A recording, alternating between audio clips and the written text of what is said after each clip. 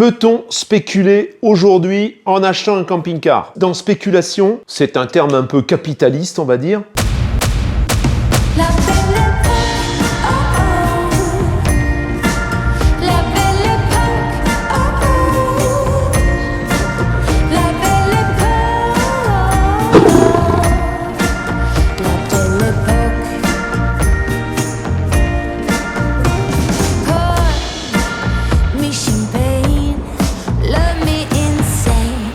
Flowers and chocolate in a color that matches my bonnet. Oh no, it's not a test, only the best. Belle époque, oh oh. La belle époque, oh oh. La belle époque, la belle époque.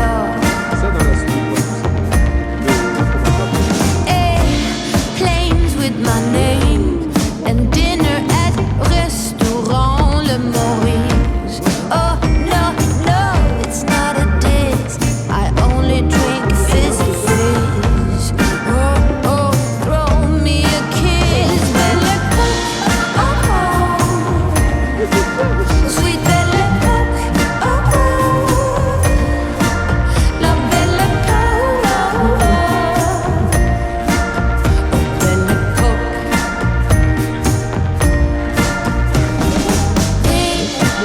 Picnics in the park, kisses in the dark. Oh, belle époque, ooh, belle époque, ooh, belle époque, oh oh, oh belle époque, oh oh, sweet belle époque, oh oh, la belle époque,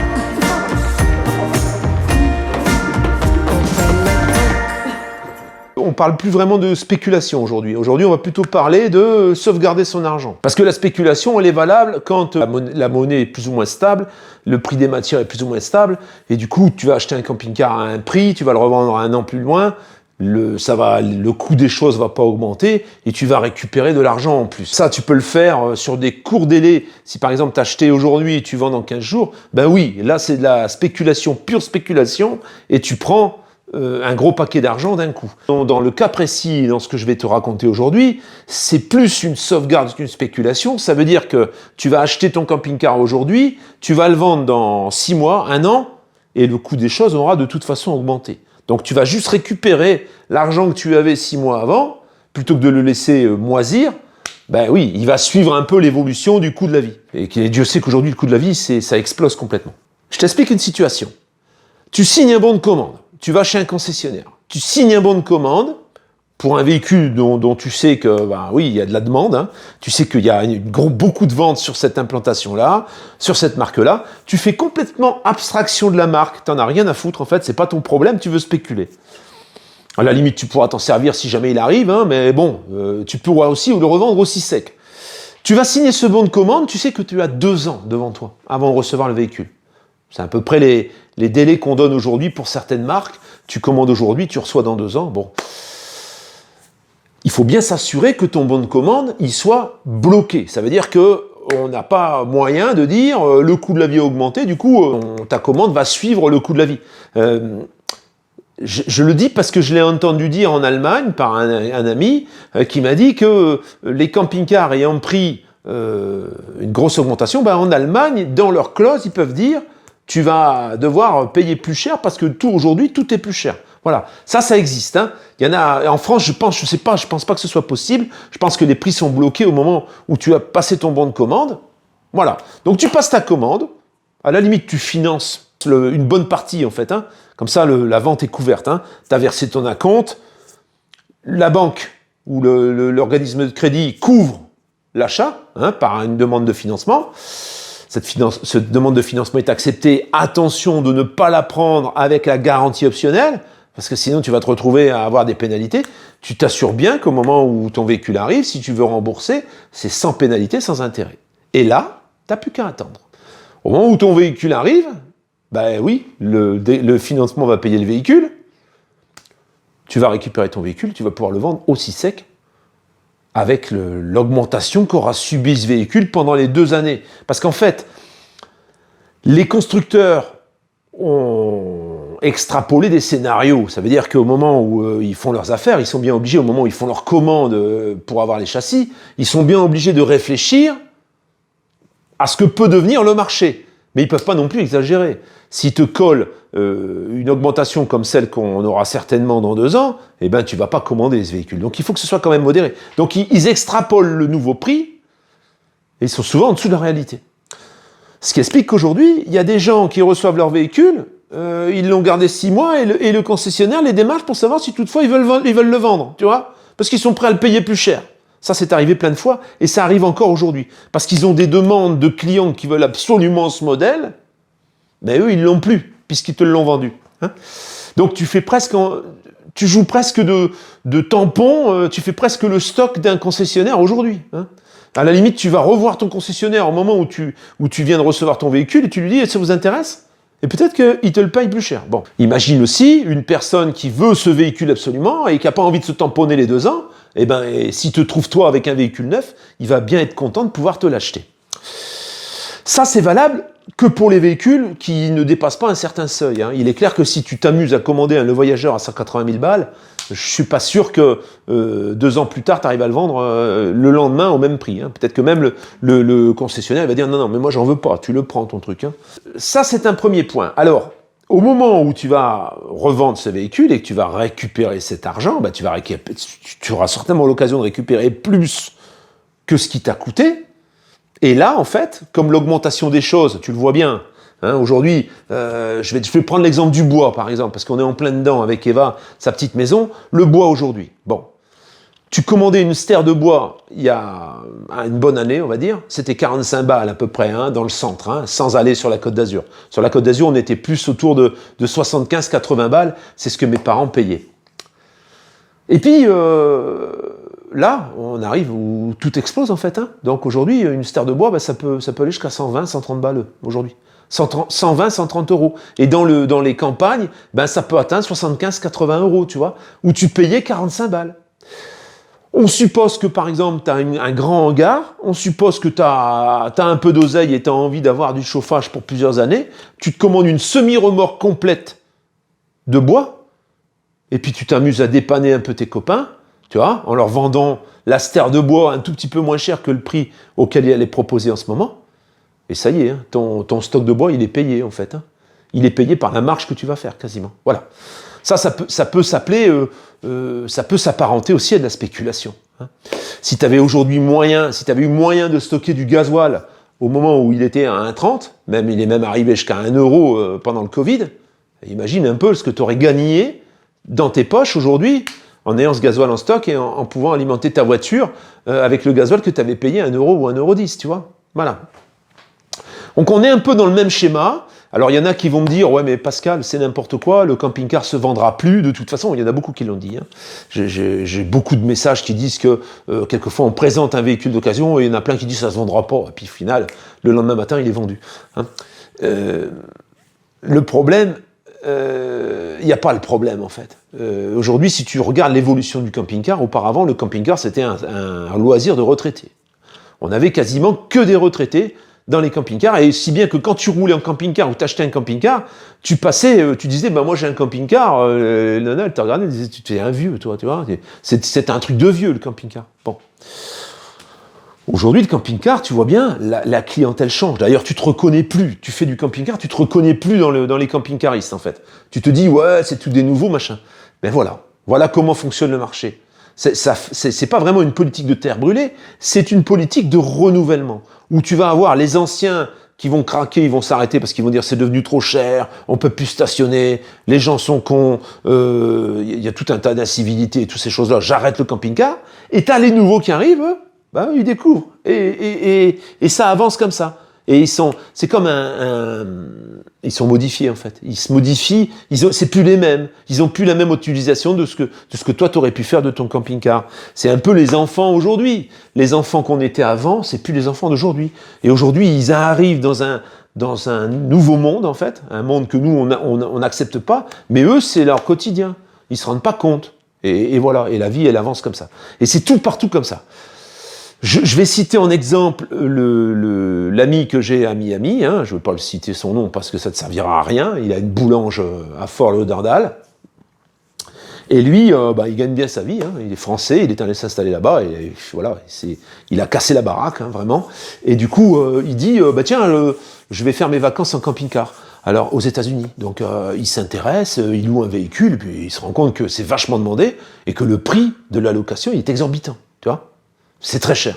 Alors il dit, il suit un peu ma chaîne, tout, il me dit, qu'est-ce que t'en penses, j'ai envie d'en acheter un.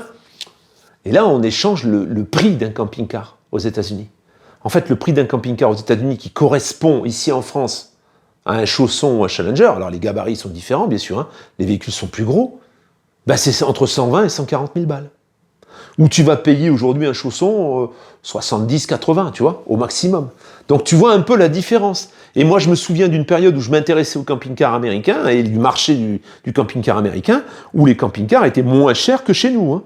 C'était moins cher que chez nous. Aujourd'hui, c'est plus cher. Et malgré tout, il y a une demande de plus en plus grandissante. Ils en vendent de plus en plus. Il y a des gens prêts pour la route qui sont ici en France actuellement. Je crois que maintenant, ils sont en Espagne. Je ne sais pas si tu les suis. C'est des Canadiens ou des Québécois, je ne sais plus. Ils ont fait le salon du camping-car, ils ont comparé un petit peu ce qu'on trouvait ici et ce qu'on trouvait là-bas. Là-bas, un van, ça démarre à 120 000 balles, hein, 120 000 $. Ici, un van, entre 70, 55, 58, 60 et 80 000, quoi. Après, il y en a qui sont plus chers, mais la moyenne, c'est ça. Donc, les gens sont prêts à les acheter quand même, parce qu'ils les achètent là-bas, tu vois. On peut dire, oui, ça va plus marcher. Toi, ça va plus t'intéresser. Mais il y a des gens que ça va intéresser. Ça, c'est pour étayer le fait que si tu achètes un véhicule aujourd'hui, que tu le reçois dans 2 ans, et qu'il y a une explosion des prix qui est inéluctable, hein, tu ne peux pas raisonnablement payer ton électricité 2 fois le prix, payer toute ton énergie multipliée par, je sais pas, X fois, payer tes matériaux plus chers, ta matière première plus chère, et garder le véhicule au même prix. C'est mathématique. Aujourd'hui, si tu penses que ta baguette de pain, elle va rester au même prix pendant les années qui vont venir, tu te fourres le doigt dans l'œil, hein. C'est pas possible. Aujourd'hui, il y a des boulangers qui disent, moi, je vais devoir fermer quelques jours par semaine parce que je pourrais pas assumer le coût du courant. Parce que pour le moment, dans leur tête, psychologiquement, ils vont pas augmenter le prix du pain, mais le prix du pain, il augmentera comme tout le reste. Et la baguette de pain, alors c'est vrai que la baguette de pain, c'est la base de l'alimentation de la plupart des Français. Ils vont chercher leur baguette, c'est l'indicateur, la baguette de pain. Prépare-toi à payer ta baguette de pain 3 ou 4 fois le prix. Hein. Alors, il y en a qui vont me dire que je suis fou, hein, comme ceux qui disaient que j'étais fou en disant qu'il allait y avoir des coupures de courant. Les coupures de courant sont annoncées officiellement maintenant par le gouvernement, par notre Premier ministre. Il parle même de fermer les écoles le matin, parce qu'on n'aura pas assez de courant, tu vois. Donc, wait and see, on verra bien, hein, on verra qui a raison, et ça on verra par la suite. Tout ce que j'ai à dire, c'est qu'aujourd'hui, la spéculation dans le camping-car est possible. Voilà. Elle est possible si tu le fais bien, si tu ne... En fait, si tu veux spéculer, il faut détacher ta passion de l'utilité, en fait. Hein.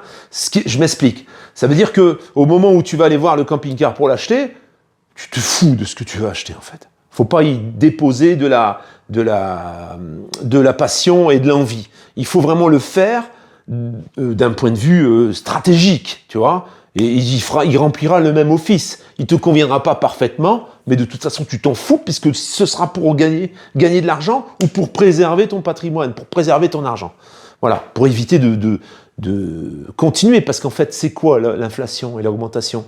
C'est une spoliation de tes économies, on est bien d'accord. Quand tu vas faire tes courses, que tu en avais pour 40 balles et qu'aujourd'hui tu en as pour 80 balles, on est en train de te piquer 40 balles. Si il y a 2 ans, tu hésitais à acheter un fourgon aménagé, tu l'as pas fait, et aujourd'hui tu vas chez le marchand, tu t'aperçois que tu as dormi 2 ans et puis il a pris 25 000 balles, oui, on peut dire que tu as perdu 25 000 euros. Parce que si tu l'avais acheté il y a 2 ans, aujourd'hui, plutôt que d'en perdre, t'en gagnerais, tu vois. Voilà, c'est malheureusement comme ça, il faut essayer de suivre les tendances. Je vais t'en raconter une autre, hein. Il y en a qui suivent pas les tendances. Il y en a, en fait, ils s'intéressent pas trop, ils ont un véhicule à vendre. Donc ils disent, ouais, je vais le mettre en annonce. Et puis, Il regarde les annonces, il regarde les pleurs. Ah non, ça se vendra pas. Ah non, c'est trop cher. Moi, je le mets à 38 000. Tu vois, parce que pour moi, c'est ce que ça vaut. Moi, j'achèterais pas ça à plus de 38 000, donc je le mets à 38 000. Il le met à 38 000. Il y a un gars qui arrive, il regarde le véhicule, si ça se trouve, il négocie encore un peu. Il le prend à 38 000. Il roule un peu avec, il passe l'été avec. Il dit, putain, c'est gros, ça me saoule, je le vends. Et puis lui, il ne ment pas à 38 000, lui. Il le met à 60 000. Tu vois, ça arrive, hein. Ça arrive régulièrement, hein. Voilà. Et il vend. Et le type qui a vendu son camping-car, il regarde les annonces, il dit, putain, c'est celui que je viens de vendre, ça. Je l'ai vendu à 6 mois, 38. L'autre, il vend 60 000. Ou 59, tu vois, ou 58. Il tombe de sa chaise, hein. Puis il ne vendra jamais, il est fou. Eh ouais, sauf que l'autre, il vend comme ça. Et cette même personne qui lui a vendu, il cherche un camping-car pour remplacer celui-là, il se casse les dents, parce que en fait, il pense qu'il va payer le camping-car au prix qu'il l'a vendu. Ben non, mon gars, t'as vendu trop bas. Et du coup, pour arriver à acheter l'équivalent aujourd'hui, tu rames, voilà, tout simplement, parce qu'il n'y a rien, et les gens, en fait, ils suivent le marché. C'est pour ça que tu ne peux pas critiquer quelqu'un qui vend au prix du marché, parce que s'il doit racheter, de toute façon, il achètera au prix du marché. Il n'y a aucune raison pour qu'il te fasse un cadeau. Si bien que moi, quand on me demande de venir voir un véhicule pour le filmer et pour le vendre, quelquefois je leur dis c'est trop cher, il faut descendre, mais quelquefois je leur dis là c'est trop bas. Voilà. Et il est arrivé fréquemment, hein, c'est arrivé à plusieurs fois, notamment je pense à quelqu'un en particulier qui est venu me voir en me disant ben voilà, j'en veux 38 et on lui a vendu 58, tu vois, par exemple. Hein, pour te donner un petit peu la tendance, parce que il est clair que lui derrière il voulait racheter quelque chose, oui, s'il n'est pas au prix du marché, ben, il aura perdu de l'argent en fait, il aura fait un cadeau à quelqu'un, c'est gentil, hein, c'est compassion, c'est tout ce que tu veux, c'est admirable, mais en attendant, quand tu fais des choses comme ça, c'est à ton détriment en fait, c'est comme si surtout si tu rachètes un camping-car, là tu te mets, tu tires une balle dans le pied, clairement, voilà. C'est tout ce que j'avais à dire, donc juste pour te dire que la chose à faire aujourd'hui, au même titre d'ailleurs que ça a été le cas dans l'immobilier, hein, il y a des gens qui achetaient puis qui revendaient, ils n'avaient même pas payé encore le logement, c'était déjà vendu, il y a des gens qui l'ont fait dans l'automobile, aujourd'hui tu le fais sans spolier personne, ça veut dire que tu ne vas pas aller violer le concessionnaire, hein, à la limite tu vas pouvoir y obtenir une petite remise, t'attends tout juste, et sitôt que le véhicule arrive, tu le replaces. Voilà. Alors, il faut bien choisir, mais si tu as bien choisi, il n'y a aucun problème. Ton truc dégage avec bénéfice. Cherche un placement comme ça en banque, tu en trouveras zéro. Hein, il y a peut-être le Bitcoin, mais le Bitcoin, tu connais les risques. Hein. Si tu n'es pas vraiment trader, moi, je ne m'aventurerai pas là-dedans. Le camping-car, à la limite, si toutefois tu ne le vends pas, tu peux quand même t'en servir, tu vois. Voilà. CQFD. Après, tu peux zoomer, non? Non.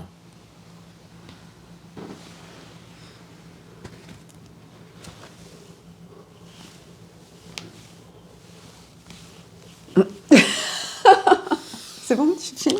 Ça y est. Alors, bonjour la famille. la Moi, je vous ai Parce déjà que vu, moi, on a ouais. discuté ensemble. Voilà, Pépette. Qu'est-ce que tu penses, Pépette, de la Enchantée. spéculation? Bah, je pense qu'il a raison. Ça lui arrive de temps en temps. Paf. Mais là, c'est impressionnant ce qui se passe. Un commentaire pour dire quand même qu'elle se moque un peu de moi et tout. Ouais, parce que j'ai eu quelqu'un qui m'a défendu. Parce qu'elle n'est pas gentille, il se Que moque de moi. je me moque que d'elle. Bon, c'est pas gentil. On fait que ça, nous on se moque l'un l'autre, on rigole en fait. Hein? Détendez-vous. Pour ceux qui sont tendus, bien sûr.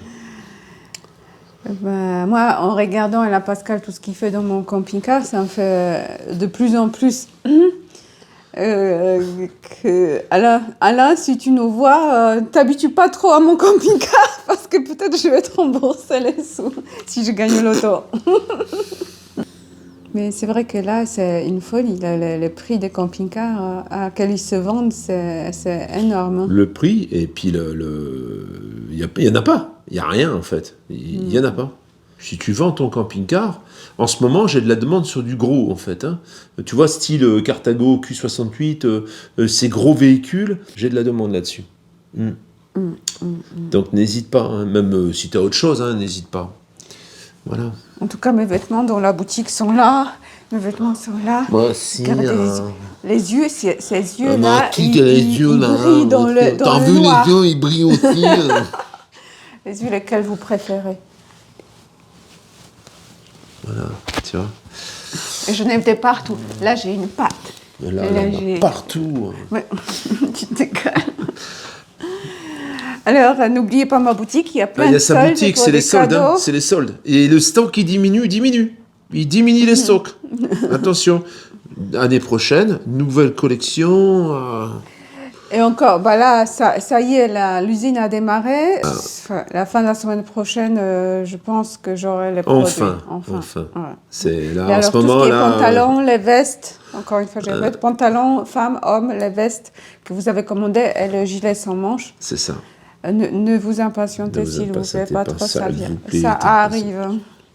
Ça vient. Voilà. Donc, solde sur la boutique. Je vous rappelle également, alors vous avez entendu notre cher Premier ministre Elisabeth Borne. Il y a toujours les 5%. 5% c'est Recoflow. Si jamais tu as besoin, tu n'hésites pas, tu commandes avec mon lien. Moi, j'y récupère quelque chose. Ecoflow me dit, t'es gentil, peut-être je vais mettre des batteries dans ton camion. Tu Ça y vois est, moi j'ai pas mes vêtements, toi, Ecoflow. Parce que là, je vais avoir besoin de batterie dans le camion. Là, le camion, ça va être du lourd, hein, en fait. Hein. Donc, bon, je vais faire une centrale électrique. En fait, la mission, ce sera de traverser le territoire et de donner de l'électricité. Tiens, prendre l'électricité, tu vois, je jetterai l'électricité en pâture. Tellement l'électricité, ça va être quelque chose de coûteux. C'est comme si tu vois, tu manges du caviar. Je donnerai l'électricité comme ça, tu vois. Voilà.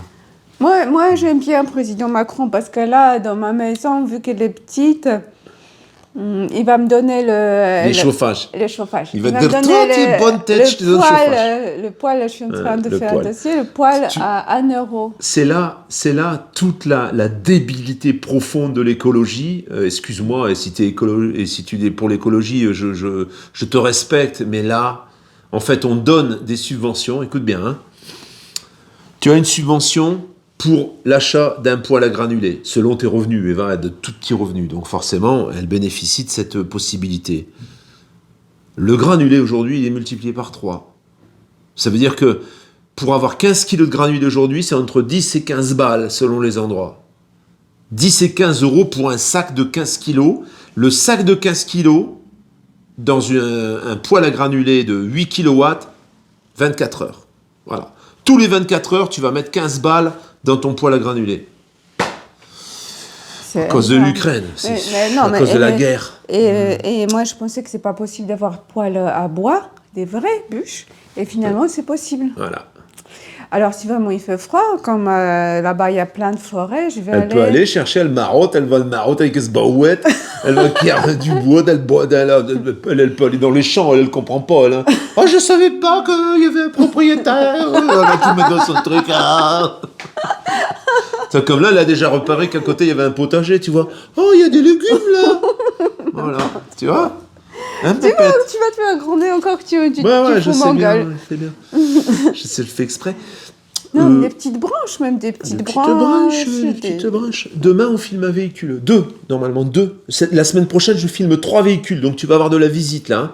Là, les familles, j'en ai un. Hein. J'en ai un pour les familles. Camping-car, double plancher, 5 places carte grise, lit superposé. Prépare-toi, il y en a un qui arrive, là. Ouais. Laïka. Voilà. À prix convenable, correct. Alors, on va t'en parler, on n'a pas fini de le lire, je dirais qu'on a lu 2 pages pour le moment, parce qu'on n'a pas le temps en fait. Voilà. Il y a Cathy Goulet qui nous a envoyé ce livre, c'est des abonnés, qu'elle a écrit avec ses mains blanches. Si tu veux un peu l'aider, voilà, tu peux lui acheter son bouquin, je mettrai le lien en description. Cathy Goulet, c'est un bouquin fort mortem.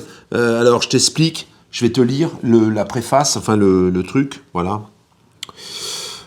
Partez au sein d'une aventure sportive dans laquelle nos héros devront résoudre des énigmes pour survivre. Vivez intensément avec eux le suspense insoutenable. Découvrez leur personnalité unique à chacun.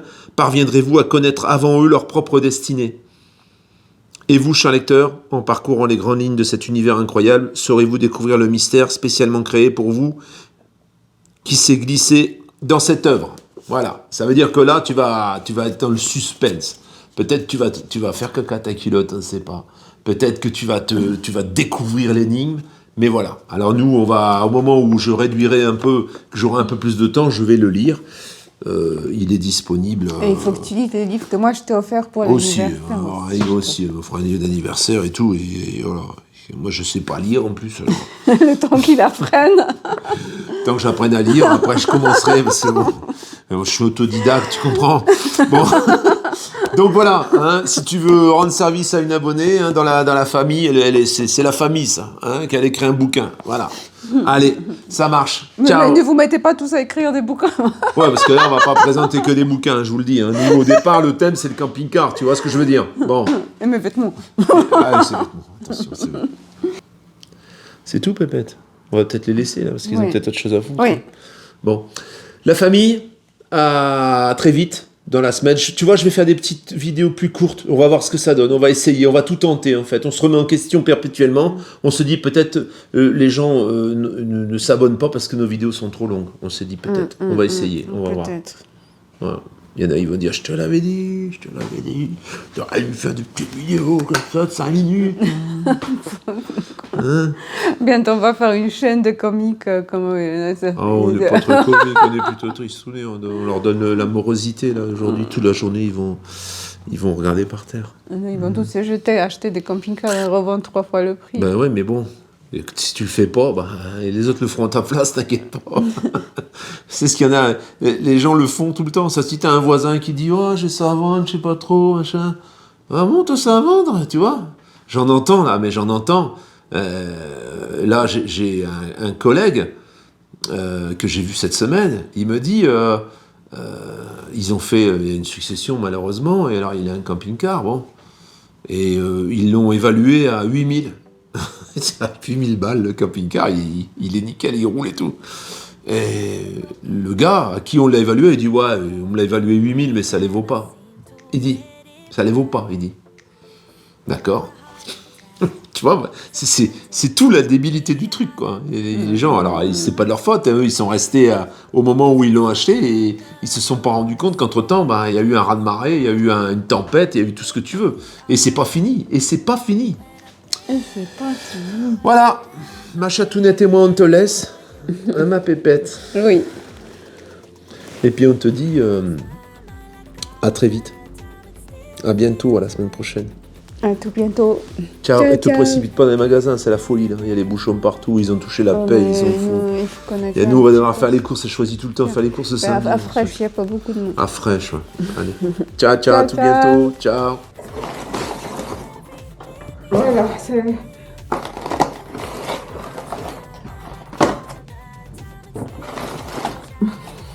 Des œufs. C'est parce que c'est la crise, il faut manger des œufs. Ça, c'est pour un vignard. Je te donnerai pas des kakis. Les kakis, c'est pour un vignard. Ça, c'est des kakis. Ça, j'ai découvert il y a 1 an seulement. J'adore ça.